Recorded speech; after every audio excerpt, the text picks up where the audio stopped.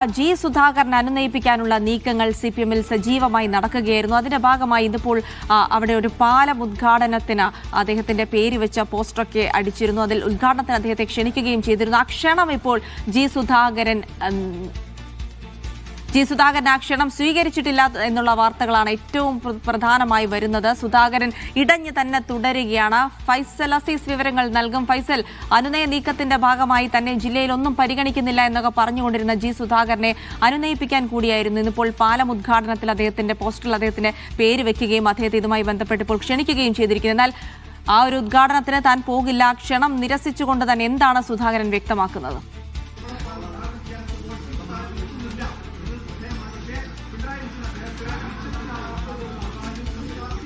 ഫൈസൽ,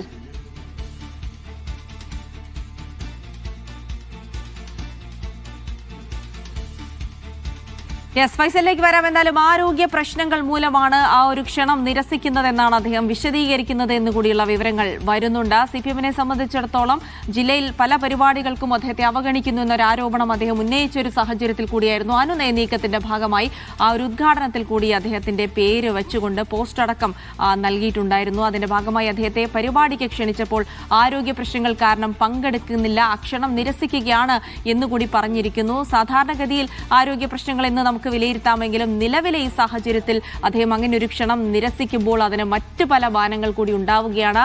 ഫൈസൽ അസീസ് വിവരങ്ങൾ നൽകും. ഫൈസൽ, അതായത് ഈ ഒരു ഉദ്ഘാടനത്തിന് താൻ വരുന്നില്ല എന്ന് പറയുന്നതിലൂടെ ആരോഗ്യ പ്രശ്നങ്ങളെന്ന് വിശദീകരിക്കുന്നുണ്ട്. നേരത്തെ അദ്ദേഹത്തിന് ആരോഗ്യ പ്രശ്നങ്ങൾ ഉള്ളതായി ഫൈസൽ തന്നെ റിപ്പോർട്ട് ചെയ്തിരുന്നു. അതിനപ്പുറത്തേക്ക് മറ്റു മാനങ്ങൾ കാണേണ്ടതുണ്ടോ ഈ പ്രത്യേക സാഹചര്യത്തിൽ?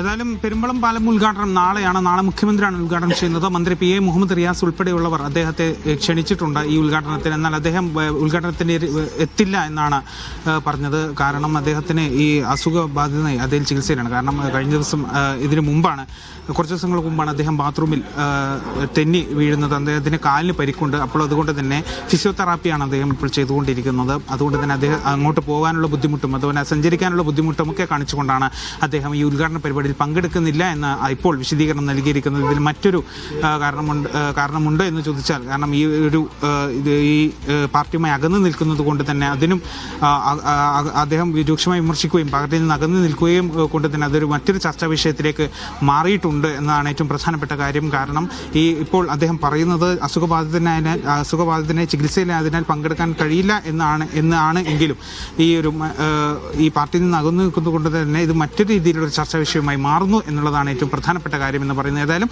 അദ്ദേഹത്തിന്റെ വിശദീകരണ പ്രകാരം അദ്ദേഹത്തിന് അസുഖബാധിതനായി പങ്കെടുക്കാൻ സാധിക്കില്ല എന്ന് തന്നെ മാത്രമാണ്. അല്ലാതെ നേരത്തെ സി എസ് സുജാത അടക്കം അദ്ദേഹത്തിന്റെ വീട്ടിലെത്തിയിരുന്നു. അവർ അദ്ദേഹത്തെ കണ്ടു മടങ്ങിയോ?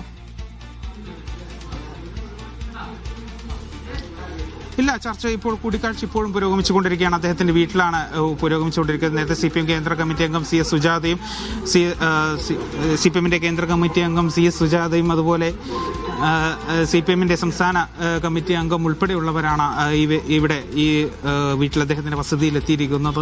സിപിഎം ജില്ലാ സെക്രട്ടറി അംഗം ഉൾപ്പെടെയാണ് അദ്ദേഹത്തിന്റെ വസതിയിലെത്തിയിരിക്കുന്നത്. അവരിപ്പോൾ കൂടിക്കാഴ്ചക്കകത്ത് തുടരുകയാണ്. അവരിപ്പോഴും പോയിട്ടില്ല. അതായത് അനുനയ നീക്കശ്രമം ഇപ്പോഴും സജീവമായി തന്നെ സിപിഎം മുന്നോട്ട് കൊണ്ടുപോവുകയാണെന്നതാണ് ഏറ്റവും പ്രധാനപ്പെട്ട കാര്യം പറയുന്നത്. ഏതായാലും ഈ കൂടിക്കാഴ്ച എന്തൊക്കെ കാര്യങ്ങളാണ് വിശദമാക്കുന്നത് എന്നാണ് നമുക്ക് മനസ്സിലാക്കേണ്ടത്. ഏതായാലും പെരുമ്പളം പാലത്തിന്റെ പോസ്റ്റർ ഇപ്പോൾ അദ്ദേഹത്തിന്റെ പേര് ഉൾപ്പെടുത്തിയിട്ടുണ്ട്. പേര് ഉൾപ്പെടുത്തുക മാത്രമല്ല, ചിത്രവും ഉൾപ്പെടുത്തിയിട്ടുണ്ട്. മുഖ്യാതിഥികളുടെ ലിസ്റ്റിലാണ് അദ്ദേഹത്തെ ഉൾപ്പെടുത്തിയിരിക്കുന്നത്. അദ്ദേഹം മുൻ പൊതുമരാമത്ത് മന്ത്രി എന്ന നിലയിലാണ് അദ്ദേഹത്തെ ഈ ഒരു അഭിസംബോധന പോസ്റ്ററിൽ നൽകിയിരിക്കുന്നത്. ഏതായാലും ഈ പെരുമ്പളം പാലത്തിന്റെ ഉദ്ഘാടനത്തിൽ ഉൾപ്പെടുത്തിയതും ഈ അനുനയ നീക്ക ശ്രമത്തിന്റെ ഭാഗമായി കൊണ്ട് തന്നെയാണ്.